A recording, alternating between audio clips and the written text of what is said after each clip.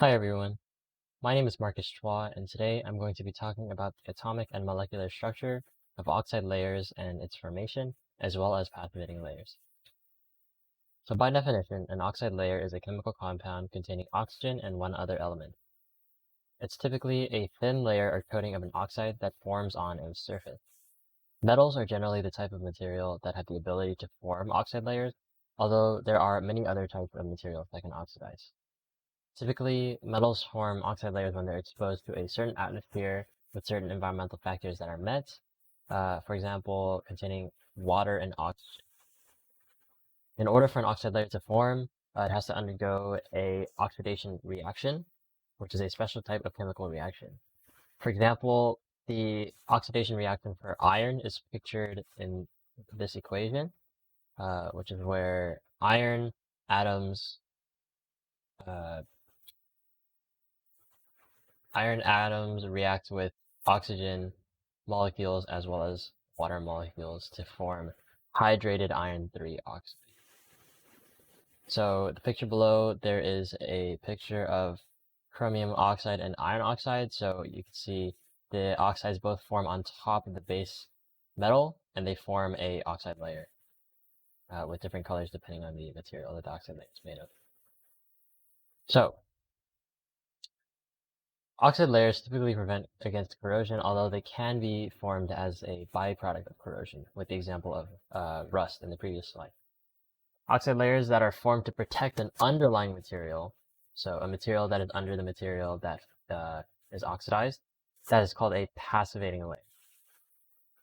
So this is because the external metal is galvanized or it's sacrificed, and in turn, the passivating layer on top uh, the metal turns into a passivating layer and it's corroded away.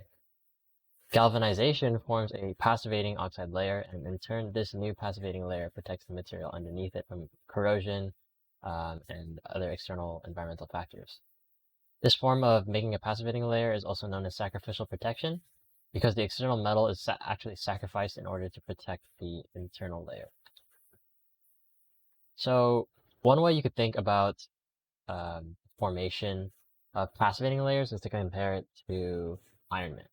So in this case, the metal suit that makes up Iron Man would be analogous to the passivating layer, and the inner material that's being protected by that outer suit is kind of like Tony Stark. And so the entire material with both the inner material and the passivating layer is Iron Man. And so how it kind of works is with Iron Man, Tony Stark needs to perform a variety of functions, either moving one of his body parts in a certain way, or issuing a verbal command, or pressing a button. There are also basic criteria that need to be in place before he can perform these actions, like making sure that he is in a space where he can freely move, or he's not already wearing a suit, or something like that. So once these functions are performed, the suit forms around Tony Stark, and therefore Stark is protected underneath the suit, uh, and he becomes Iron Man. So similarly, passivating layers, in order for them to form, there must be a few environmental conditions met. Like I mentioned earlier, there must be oxygen and moisture present in the atmosphere. Additionally, a metal must be present, which is analogous to the suit, so that the metal can undergo passivation.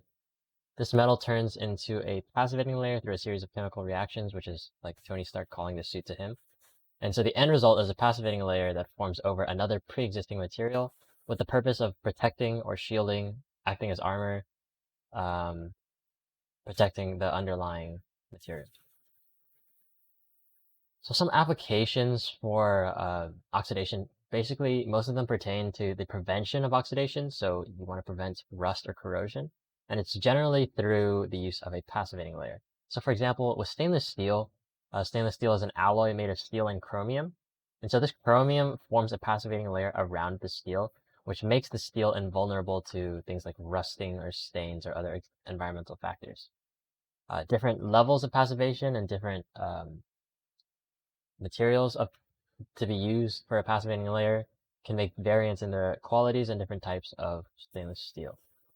Additionally, the chromium passivating layer allows the steel to become less susceptible to corrosion by oxidation as well. Another example is the process of galvanizing to create rust-proof metals. This is for ships because when ships are in the ocean, they get in contact with water and oxygen very frequently, so they have a high risk of rusting. So on ships, a layer of zinc is actually used to coat an interior layer of iron. So the iron is what makes up the ship, and there's just a zinc layer on the outside.